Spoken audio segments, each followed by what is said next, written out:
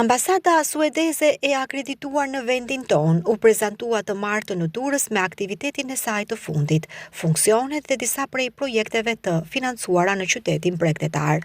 Sweden on Tour ishte aktiviteti i zhvilluar në sheshin Liria të Durrësit, ku i pranishëm ishte dhe vetë ambasadori Nicole Sturm. Në fjalën e tij përpara të pranishmëve, ambasadori u shpreh se kjo ambasadë prej vitesh ndihmon Shqipërinë, veçanërisht për çështje që lidhen me integrimin në Bashkimin Evropian. Ajo çka ne bëjmë është që zhvendosemi në qytete të tjera veç Tiranës. Jemi këtu me ambasadën suedeze për të prezantuar projektet e Agjencisë Ndërkombëtare Suedeze për Bashkëpunim dhe Zhvillim. Ne prej vitesh ndihmojmë Shqipërinë, sidomos për sa i përket integrimit në Bashkimin Evropian. Njëkohësisht kemi sjell kompanitë suedeze që janë aktive në vendin tuaj. Dërsa, kryetarja e Bashkisë së Durrësit Emiliana Sako tha se Bashkia e Durrësit ka qenë një nga institucionet që ka përfituar nga mbështetja që ambasada ka dhënë. Dhe ju falenderoj që na zgjodhët ne dhe sheshin publik të qytetit për të realizuar këtë aktivitet të hapur në Durrës.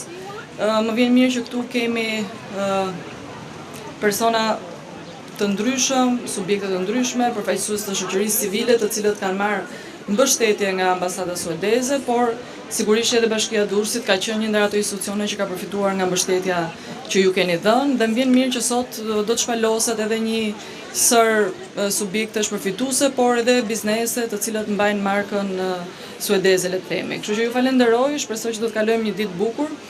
Kjo ditë është, mund ta quajmë dhe si një ditë e hapur për le të themi ambasadën suedeze, dhe prej tashmë 2 vitesh ne kemi bërë të mundur që të organizojmë ditë hapura të kulturës të ambasadave të ndryshme, të shteteve të ndryshme, dhe mund ta konsiderojmë patjetër edhe këtë ditë të veçantë për ambasadën suedeze që bën aktivitetin këtu në Durrës.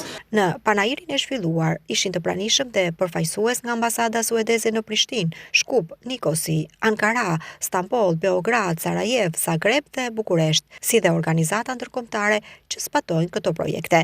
Gjithashtu, gjatë aktivitetit të pranishmit vizituan stendat e panairit dhe u njohën më nga afër me disa prej ushqimeve tradicionale suedeze, markën e njohur të automjeteve Volvo, dhe njëkohësisht u bën pjesë e lojës suedeze të njohur Kup. Suedia njihet në mbar botën si vendi prodhues i Volvos, ashtu siç njihet për personazhin e famshëm të filmit për fëmijë Pipi Çorapi Gjata, apo për grupin muzikor të njohur ABBA, si dhe prodhimin e kanellës.